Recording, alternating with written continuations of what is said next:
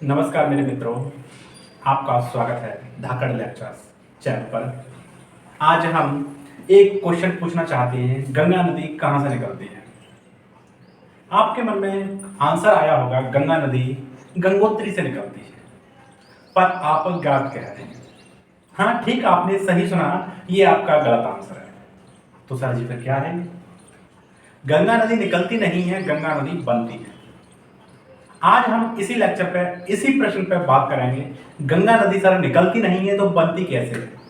जब दो नदियों का संगम होता है तो एक नई नदी बनती है, या फिर वही नदी आगे बढ़ती है उसी नाम से। तो क्या है ये गंगा नदी, कैसे बनती है, कहां से बनती है, क्यों बनती है, इसके बारे में चर्चा हम आज करेंगे। हम उत्तराखंड के अंदर आपको लेके चलते हैं बद्रीनाथ में। कहां पे?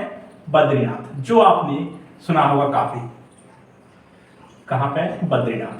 बद्रीनाथ पे एक ग्लेशियर है जिसका नाम है संतोपत। क्या नाम है? संतोपत। एक ग्लेशियर है संतोपत। यहां से दो नदियां निकल रही हैं, दोनों छोर से दो नदियां निकलती हैं। एक हमारी निकलती है विष्णु गंगा। कौन सी? विष्णु गंगा। दूसरी नदी निकलती है यहां पे धौली गंगा। कौन सी? धौली गंगा। आपने दो नदियों को जाना, संतोपत यमुना से निकलती हैं, धौली गंगा और विष्णु गंगा। इन दोनों के संगम से एक तीसरी नदी का नाम चेंज हो जाता है। दोनों नदियों का नाम यहीं तक रहता है, इसके आगे इसका नाम चलता है अलकनंदा। कौन सा? अलकनंदा। अलकनंदा। इन दोनों का नाम चेंज होता है। वो किस तरीके से? धौली गंगा और विष्णु गंगा गायब हुई और यहां से अलकनंदा बनी। अलकनंदा थोड़ा और नीचे आएंगे तो इसमें एक नदी आके मिलती है, नंदाकिनी। कौन सी?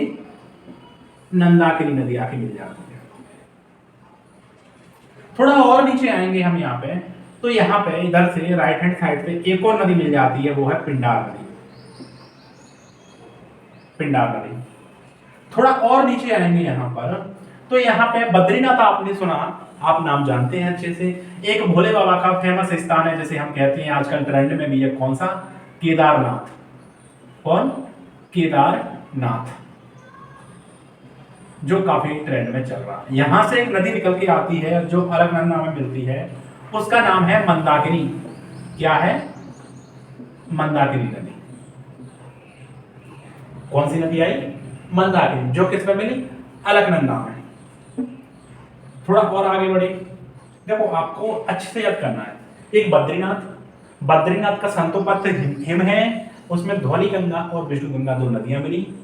आगे जाके यहाँ पे मिली, उसके आगे नदी का संगम होके बनी अलकनंदा। इसमें कौन आया? नंदाकिनी नदी आई। इसमें कौन सी आई? पिंडार नदी आई। इसमें लेफ्ट हैंड से क्या आई? मंदाकिनी आई, जो केदारनाथ से आई। थोड़ा और नीचे चले हम, तो यहाँ पे एक है, आपने नाम सुना होगा, गंगोत्री। क्या? गंगोत्री। आपके दिमाग में क्वेरी आ गई, गंगोत्री गंगा से निकलती है, गंगा गंगोत्री से निकलती है ना? देखो गंगोत्री है, तो वहां से एक नदी निकलती है जो आपकी सीधी सीधी अलकनंदा में यहाँ पे संगम होता है। क्या होता है? संगम होता है यहाँ पे। कौन सी नदी निकलती है यहाँ पे?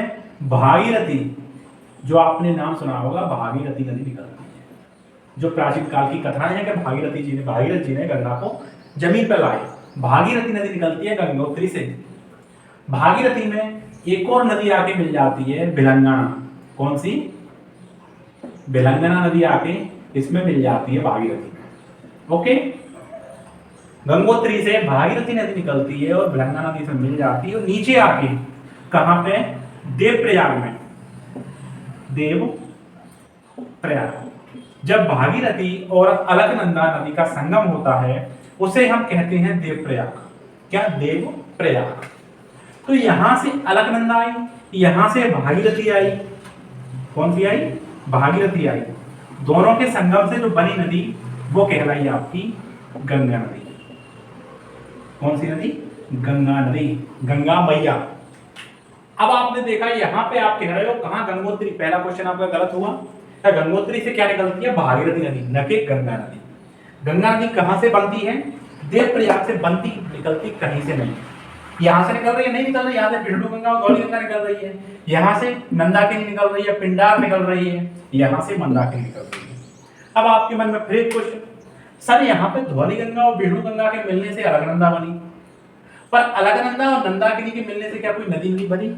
नहीं। देखो इसमें क्या है, जिस नदी का गहराई ज्यादा हो, पानी की मात्रा ज्यादा हो, उसी नदी का नाम रहता है। यहाँ पे क्या है, धौली गंगा और विष्णु गंगा का लगभग गहराई समान है, पानी की क्षमता समान है, इसलिए उन दोनों से एक तीसरा नाम दे दिया गया, क्या? अलकनंदा। पर अलकनंदा क्या है, यहाँ पे बहुत बड़ी नदी हो गई है, और जो यहाँ पे नंदाकिनी आई है वो छोटी नदी है। तो छोटी नदी क्या है, बड़ी नदी में अपने आप को समाहित कर लेती है। तो क्या हो गया यहाँ पे, ये अलकनंदा आगे बढ़ी। पिंडार भी छोटी नदी है, अलकनंदा में समाहित हो गई। मंदाकिनी भी छोटी नदी है, पानी कम है उसमें, अलकनंदा अपने आप को समाहित करते हुए आगे बढ़ी। और यहाँ पे टकराव हुआ, दो महारथी नदियां आ गई यहाँ पे, एक अलकनंदा जो विशाल प्रयाग उसमें आ रही है, विशाल रूप में, और एक भागीरथी नदी जो गंगा से निकल रही है, वो भी अपने विशाल रूप में है। और दोनों जब आपस में मिलती हैं तो देखा जाता है कि दोनों का पानी की क्षमता बराबर है, दोनों का वेग प्रवाह बराबर है। तो यहाँ से कह दिया नहीं, अब एक तीसरी नदी निकलेगी यहाँ से, जो यहाँ से जो तीसरी नदी बनती है वो बनती है गंगा नदी। जय हो गंगा मैया की जय। तो गंगा नदी कहाँ से बनी? यहाँ से बनी। अब थोड़ा सा और कुछ कंटेंट हम देख लेते हैं इसमें, जैसे भागीरथी और अलकनंदा नदी पर क्या बना है, टिहरी बांध। जीएस पॉइंट से देख लेते हैं, टिहरी बांध जो भारत का सबसे ऊंचा बांध है।